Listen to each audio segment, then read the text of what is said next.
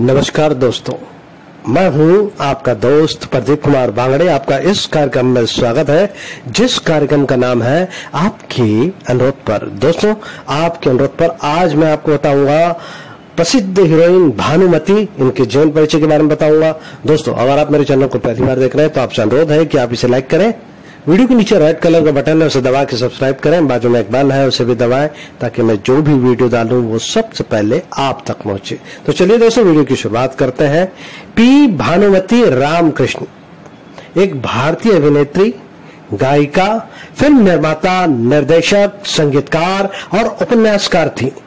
इन्हें तेलुगु सिनेमा की पहली महिला सुपरस्टार माना जाता है। इन्होंने तेलुगु सिनेमा की पहली महिला निर्देशक भी माना जाता है, जिन्होंने अपनी पहली निर्देशित चंद्रानी फिल्म का निर्देशन 1953 में किया था। भानुमति मुख्य रूप से तेलुगु और तमिल भाषाओं में 100 से अधिक फिल्मों में दिखाई दी। भारतीय सिनेमा में उनके योगदान के लिए उन्हें 2001 में पद्म भूषण से सम्मानित किया गया था। भानुमति का जन्म 7 सितंबर 1925 को आंध्र प्रदेश के ओगोल के पास प्रकाशम जिले के डोंडूवरम गांव में हुआ था।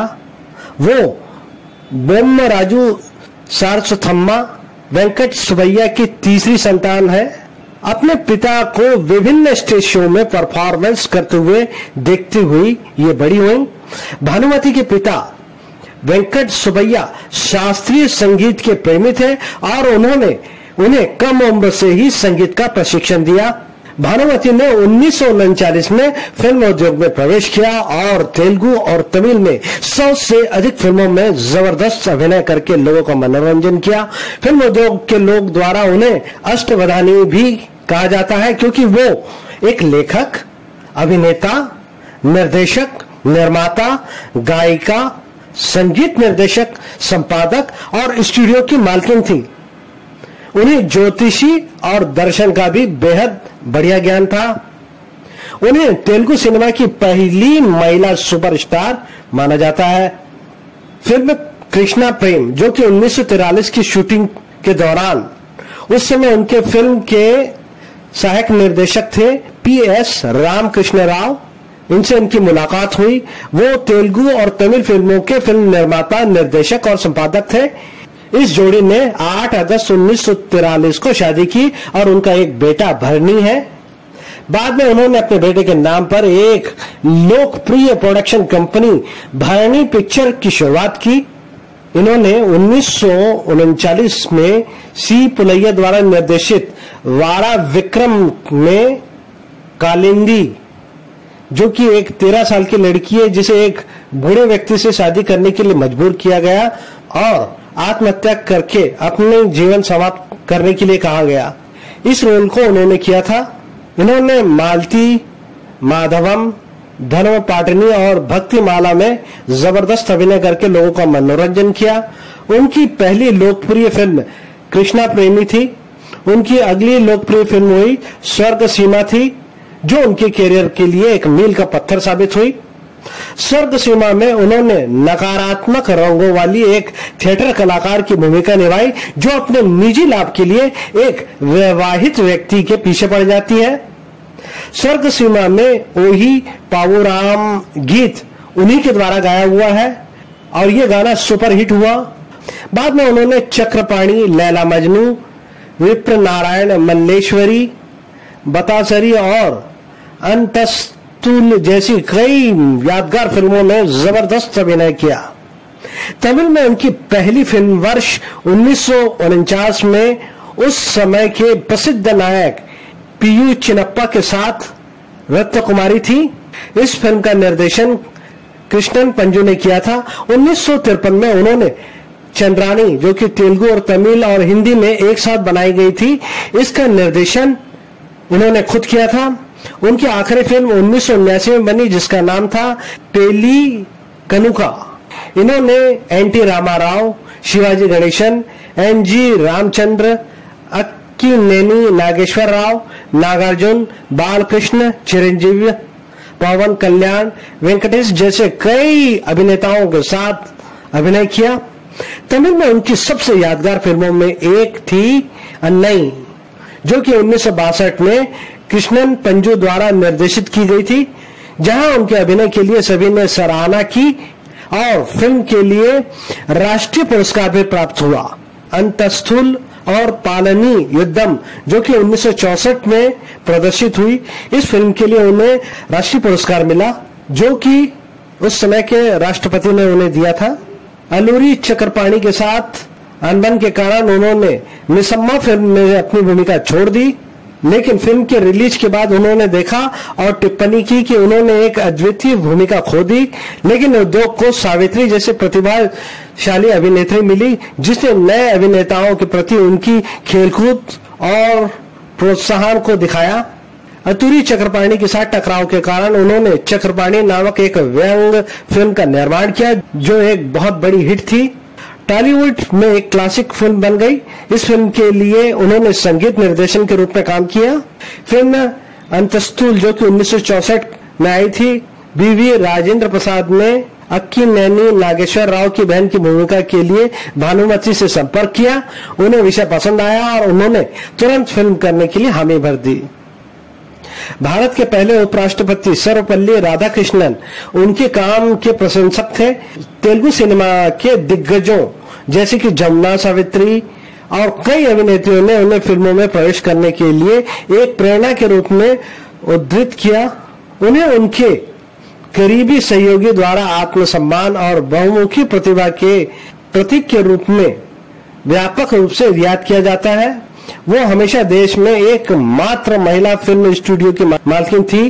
उन्हें तमिल लोगों द्वारा अष्टवधानी कहा जाता है। रागन राधा फिल्म में उनके प्रदर्शन को देखने के बाद CN अन्नादुरई ने उन्हें नादी पुक्कुक लखनम शीर्षक से सम्मानित किया। बाद के वर्षों में उन्होंने तमम्मा कला, मंग मंगारी, मनावाडू इत्यादि फिल्मों में महत्वपूर्ण भूमिका निभाई। इन्होंने नकारात्मक रंगों के साथ मजबूत दिमाग वाली महिला चरित्र भूमिका निभाई और भूमिका के साथ न्याय किया।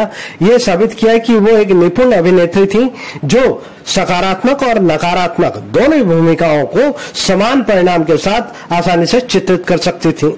अपने बाद के वर्षों के दौरान उन्होंने फिल्म से संबंधित विभिन्न संगठनों में कार्य किया। 2 साल तक राज्य फिल्म पुरस्कार समिति की सदस्य रही।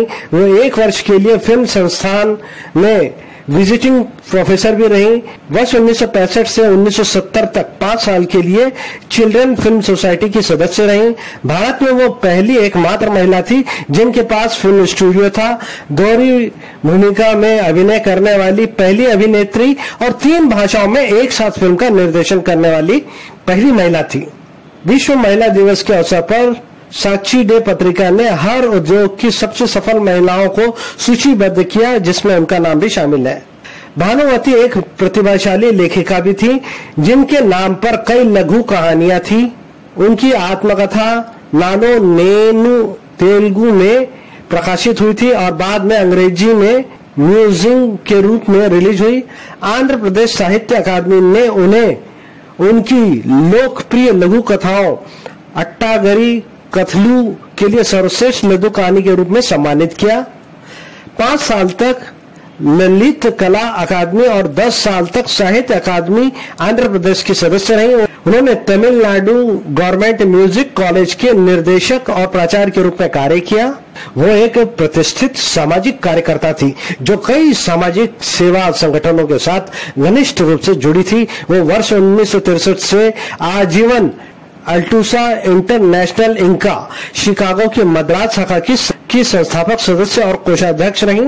वो रेड क्रॉस सोसाइटी की आजीवन सदस्य थी। उन्होंने चेन्नई के सालिग्रामम में doctor Bhanumathi Ramakrishna matriculation school नाम का एक शैक्षणिक संस्थान की स्थापना की, जो गरीबों को मुफ्त शिक्षा प्रदान करती है। इनको मिले कुछ महत्वपूर्ण पुरस्कार: पद्म भूषण 2001 में उन्हें मिला, पद्मश्री 1966 में, 1965 में अंतातुली पुरस्कार, 1966 में पालंती युद्धम राष्ट्रीय फिल्म पुरस्कार, 1994 में एक आत्मकथा नानो नेनु पुस्तक के लिए सर्वश्रेष्ठ लेखक का सरकारी राष्ट्रीय पुरस्कार, 1987 में film fair life time achievement award south के लिए मिला था। 1985 में आंध्र प्रदेश सरकार की ओर से रघुपति वेंकटैया पुरस्कार, 1986 में सर्वश्रेष्ठ निर्देशक के लिए नंदी पुरस्कार, NTR राष्ट्रीय पुरस्कार आंध्र प्रदेश सरकार की ओर से सन 2000 में मिला। करापार्की तमिलनाडु सरकार के द्वारा इन्हें पुरस्कार मिला। 1984 में मानद डॉक्टरेट श्री वेंकटेश्वर विश्वविद्यालय तिरुपति पुरस्कार से सम्मानित किया गया। श्री राजलक्ष्मी फाउंडेशन चेन्नई से वर्ष 1998 के लिए राजलक्ष्मी पुरस्कार मिला। CN नादुरई ने उन्हें रंगून राधा में उनके उल्लेखनीय प्रदर्शन के लिए नादिपुक्कू इलाकनम की उपाधि से सम्मानित किया गया। वर्ष 1956 में राज्य गठन के समय आंध्र प्रदेश सरकार द्वारा सम्मानित गणमान्य व्यक्तियों में से एक थी। भारत सरकार द्वारा वर्ष 2013 में डाक टिकट भानुमति के नाम से प्रकाशित हुआ। संक्षिप्त में जानकारी मैं एक बार फिर से बता देता हूँ। भानुमति का जन्म 7 सितंबर 1925 को डोडुवरम मद्रास में हुआ था। इनकी मृत्यु 24 दिसंबर 2005 को चेन्नई तमिलनाडु में हुई। ये अभिनेत्री, गायक, लेखक, संगीत निर्देशक, निर्माता, स्टूडियो की मालकिन थी। इनके पति का नाम था PS रामकृष्ण राव। तो उम्मीद करता हूँ दोस्तों मैंने आपको जो जानकारी दी है वो आपको जरूर अच्छी लगी होगी। तो इसी के साथ अपने दोस्त प्रदीप कुमार बांगड़े को इस कार्यक्रम से जाने की इजाजत दीजिए। नमस्कार, जय हिंद।